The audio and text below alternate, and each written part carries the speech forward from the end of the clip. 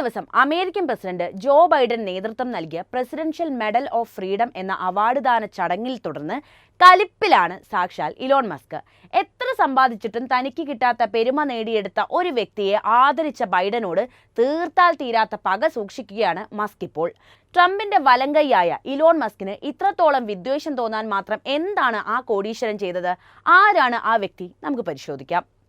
ഇറാനെതിരെ ആക്രമണം അഴിച്ചുവിടാനുള്ള പദ്ധതികളിലാണ് American president Joe Biden എന്ന വാർത്തകൾ പുറത്തു വന്നതിന് പിന്നാലെ തന്നെ വലിയ ആശങ്കയിലാണ് ലോകം. ട്രംപ് അധികാരത്തിലെത്തുന്നതിന് മുൻപ് പരമാവധി കാര്യങ്ങൾ ചെയ്തുകൊണ്ടിരിക്കുകയാണ് ജോ ബൈഡൻ. ഇപ്പോൾ അടുത്ത ദിവസം നടന്ന പ്രസിഡൻഷ്യൽ മെഡൽ ഓഫ് ഫ്രീഡം എന്ന ബഹുമതി നൽകി ജോ ബൈഡൻ വീണ്ടും വിവാദത്തിൽപ്പെട്ടിരിക്കുകയാണ്. എന്താണ് ഈ പ്രസിഡൻഷ്യൽ മെഡൽ ഓഫ് ഫ്രീഡം എന്ന ബഹുമതി എന്നറിയാമോ? നമ്മുടെ ഇന്ത്യയിലെ ഭാരതരത്നയില്ലേ, അതുപോലെ തന്നെ അമേരിക്കയിലെ പൗരന്മാർക്ക് നൽകുന്ന വലിയ അംഗീകാരമാണ് പ്രസിഡൻഷ്യൽ മെഡൽ ഓഫ് ഫ്രീഡം. ഇതിനോടകം തന്നെ ബൈഡന്റെ ഭരണകൂടം ഈ അംഗീകാരം പലർക്കും നൽകിയിട്ടുണ്ട്. അതിൽ എടുത്തു പറയേണ്ട പേര് ഹിലാരി ക്ലിന്റൺ എന്നാണ്. നമുക്കറിയാം, മുൻ അമേരിക്കൻ പ്രസിഡന്റായിരുന്ന ബരാക് ഒബാമയും പലതവണ ഹിലാരി ക്ലിന്റനെ കുറിച്ച് പ്രശംസിച്ച് സംസാരിച്ചിട്ടുണ്ട്. പക്ഷേ ഇതിൽ ശ്രദ്ധിക്കേണ്ട കാര്യം ഇതെല്ലാം കൊടുക്കുന്നത് ഡെമോക്രാറ്റിക് പാർട്ടിക്ക് തന്നെയാണ് എന്നതാണ്. സ്വജനപക്ഷപാതം എന്ന് നമ്മൾ പറയാറില്ലേ, അത് തന്നെയാണ് സംഭവം. ഫുട്ബോൾ ഇതിഹാസമായ ലയണൽ മെസ്സിയെ പോലും ഈ ചടങ്ങിന് അദ്ദേഹം ക്ഷണിച്ചിട്ടുണ്ടായിരുന്നു. പക്ഷേ മെസ്സി ചടങ്ങിൽ പങ്കെടുത്തില്ല എന്ന് മാത്രം. ഈ ചടങ്ങിൽ ശ്രദ്ധേയമായ മറ്റൊരു വ്യക്തിത്വമാണ് ജോർജ് സോറോസിൻ്റെത്. നിങ്ങൾ ഈ പേര് ഇതിനു മുൻപും കേട്ടിട്ടുണ്ടാകും. ഡെമോക്രാറ്റിക് പാർട്ടി അനുഭാവി തന്നെയാണ് ഇദ്ദേഹവും. ജോർജ് സോറോസിന്റെ ഒരു പ്രത്യേകത എന്തെന്നാൽ അദ്ദേഹം മാധ്യമങ്ങൾക്ക് വലിയ സ്വീകാര്യനാണ് എന്നതാണ്. ലോകത്തെ ഏതൊരു വലതുപക്ഷ പാർട്ടിയെയും വിമർശിക്കാൻ ഒട്ടും മടി കാണിക്കാത്ത വ്യക്തിത്വമാണ് ഇദ്ദേഹം. നരേന്ദ്രമോദിയുടെ നേതൃത്വത്തിൽ ഇന്ത്യയിൽ വലതുപക്ഷ പാർട്ടിയായ BJP അധികാരത്തിലെത്തിയതോടെ സോറൻ പലതവണ നരേന്ദ്രമോദിയെ വിമർശിച്ച് രംഗത്തെത്തുകയും അദ്ദേഹത്തിന്റെ വിമർശനങ്ങൾ വലിയ മാധ്യമ ശ്രദ്ധ നേടുകയും ചെയ്തിട്ടുണ്ടായിരുന്നു. ഹിൻഡൻബർഗ് വിഷയത്തിൽ നരേന്ദ്രമോദിയെയും അതുപോലെ അദാനിയെയും പ്രതിക്കൂട്ടിലാക്കുന്ന പരാമർശമായിരുന്നു അന്ന് അദ്ദേഹം നടത്തിയിരുന്നത്. ഇന്ന് ലോകത്തെ ഏറ്റവും വലിയ ശതകോടീശ്വരനായ ഇലോൺ മസ്കിന്റെ പ്രധാന പ്രതിയോഗിയായ ഈ വലതുപക്ഷ വിരുദ്ധനായ ബിസിനസ്സുകാരൻ ആരാണ് എന്നാണ് ഇനി പറയുന്നത്. ശരിക്കും ആരാണ് ഈ ജോർജ് സോറോസ്?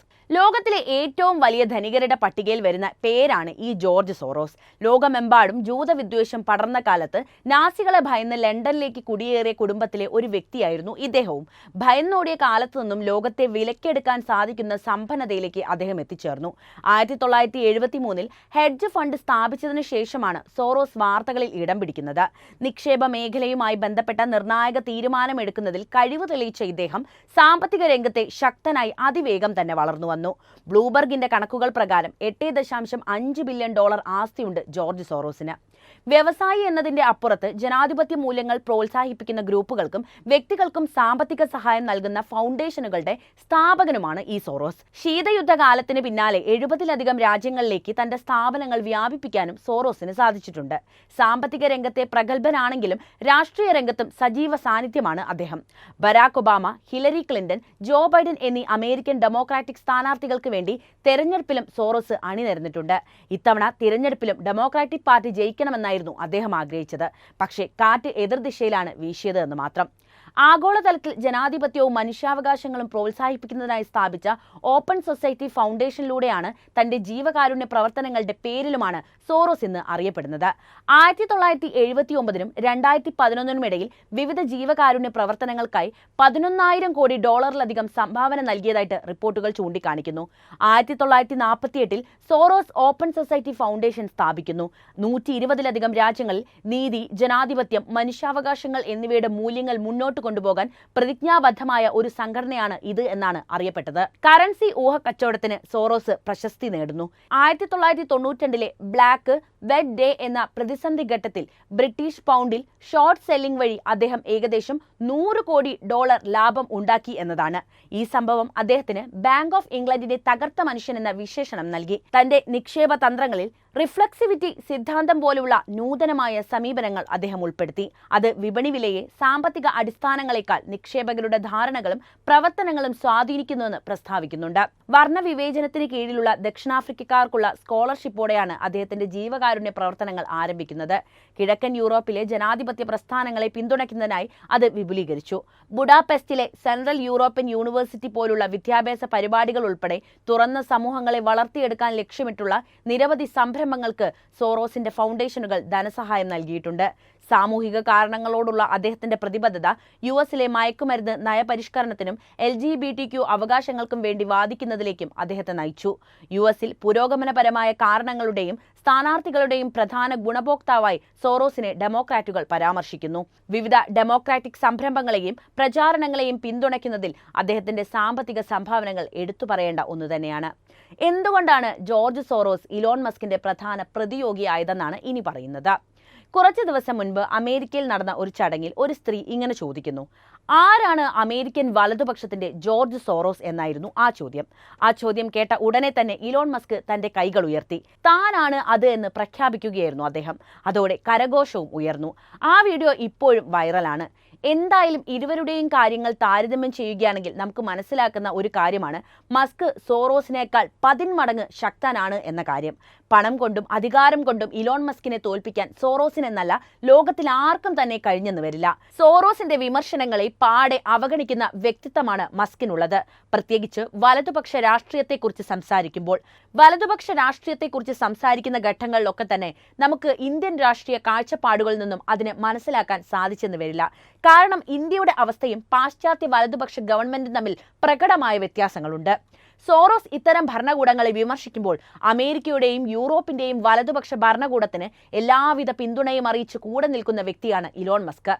ജോ ബൈഡൻ ആകട്ടെ ജോർജ് സോറോസിനെയും അവാർഡ് നൽകി ആദരിക്കുകയാണ് ചെയ്തത്. ഈ ചടങ്ങ് കഴിഞ്ഞതോടെ ഇലോൺ മസ്കിന് വലിയ ദേഷ്യമായി തുടങ്ങി. ജോർജ് സോറോസിനേക്കാൾ പണവും പ്രതാപവും ഉണ്ടായിരുന്നിട്ട് കൂടി അദ്ദേഹത്തിന് കിട്ടുന്ന മാധ്യമ സ്വീകാര്യത ഇലോൺ മസ്കിന് ലഭിക്കാറില്ല എന്നതാണ് മസ്കിനെ അലട്ടുന്ന പ്രധാന പ്രശ്നം പോലും. എന്തായാലും അവാർഡ് ദാന ചടങ്ങിൽ ആരോഗ്യ പ്രശ്നങ്ങളെ തുടർന്ന് ജോർജ് സോറോസിന് പങ്കെടുക്കാൻ സാധിച്ചില്ലെങ്കിൽ പോലും ജോ ബൈഡനിൽ നിന്നും സോറോസ് അവാർഡ് വാങ്ങുന്ന ചിത്രം മസ്ക് തന്റെ സോഷ്യൽ മീഡിയയിൽ പങ്കുവച്ചിട്ടുണ്ട്. ഈ ചിത്രം ഒന്ന് നോക്കിക്കേ. ജോർജ് സോറോസിനെ ഇവിടെ ചിത്രീകരിക്കുന്നത് ഒരു സാത്താൻ ആരാധന നടത്തുന്ന വ്യക്തിയായിട്ടാണ്. അദ്ദേഹത്തിന് ജോർജ് സോറോസിനെ എത്രമാത്രം ഇഷ്ടമല്ല എന്ന് കാണിക്കുന്ന ഒരു വീഡിയോ കൂടി നമുക്ക് എക്സിൽ ലഭിക്കും. ഒരു വേദിയിൽ അമേരിക്കൻ ജനതയോട് സംസാരിക്കുകയായിരുന്നു ഇലോൺ മസ്ക്. പെട്ടെന്ന് ഒരു ചോദ്യം അദ്ദേഹം ചോദിക്കുന്നു.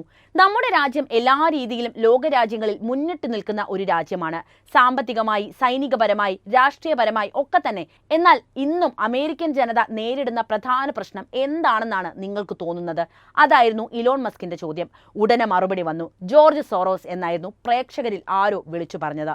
എന്തായാലും ആ ഉത്തരം മസ്കിന് ഏറെ ബോധിച്ചു. വളരെ ശരിയാണ് എന്ന് പറഞ്ഞുകൊണ്ടായിരുന്നു പിന്നീട് അദ്ദേഹം സംസാരിച്ചത്.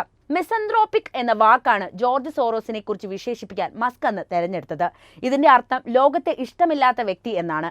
സോറോസ് ലോകത്തെ മുഴുവൻ വെറുക്കുകയും വെറുപ്പിക്കുകയും ചെയ്യുന്ന വ്യക്തിയാണെന്നാണ് മസ്ക് അന്ന് പറഞ്ഞത്. ഒന്ന് നോക്കിക്കേ, ജോർജ് സോറോസിനോട് എത്രമാത്രം വെറുപ്പാണ് മസ്ക് കാത്തു സൂക്ഷിക്കുന്നത് എന്ന്. ഇന്ന് സോറോസിനെ വാഴ്ത്തുന്ന എല്ലാ US മാധ്യമങ്ങളെയും വിലയ്ക്ക് വാങ്ങാൻ തക്ക സമ്പാദ്യം ഇലോൺ മസ്കിന്റെ കയ്യിലുണ്ട്. അത്തരം ഒരു വാശി അദ്ദേഹത്തിന് കയറിയാൽ ട്വിറ്റർ സ്വന്തമാക്കിയതുപോലെ ഈ മാധ്യമങ്ങളെല്ലാം സ്വന്തമാക്കാൻ അദ്ദേഹത്തിന് ഇന്ന് ആസ്തിയുമുണ്ട്. അടുത്ത കാലത്തായി വിക്കിപീഡിയ പോലും സ്വന്തമാക്കാനുള്ള ആഗ്രഹം മസ്ക് പ്രകടിപ്പിച്ചിട്ടുണ്ട്. എന്തായാലും ജോർജ് സോറോസിനോട് മസ്കിനുള്ളത് വ്യക്തിവൈരാഗ്യമല്ല, അത് തീർത്തും രാഷ്ട്രീയപരമാണ് എന്ന് നമുക്ക് മനസ്സിലാക്കാവുന്നതാണ്. ഏതൊരു റിപ്പബ്ലിക്കനും ഡെമോക്രാറ്റിനോടുള്ള ആ വിദ്വേഷത്തിന്റെ മുഖം തന്നെയാണ് ഇവിടെ മസ്കിനുമുള്ളത്. എന്തായാലും ഇരുവരും തമ്മിലുള്ള വിദ്വേഷം വളർന്നുകൊണ്ടിരിക്കുകയാണ്. അപ്പോൾ ഈ വീഡിയോയെക്കുറിച്ചുള്ള നിങ്ങളുടെ അഭിപ്രായം എന്തായാലും കമന്റിൽ രേഖപ്പെടുത്തുക. ഒപ്പം എല്ലാവരിലേക്കും ഈ വീഡിയോ എത്താനായി വീഡിയോ ഒന്ന് ലൈക്ക് ചെയ്യാനും ഷെയർ ചെയ്യാനും പ്രത്യേകം ശ്രദ്ധിക്കുമല്ലോ.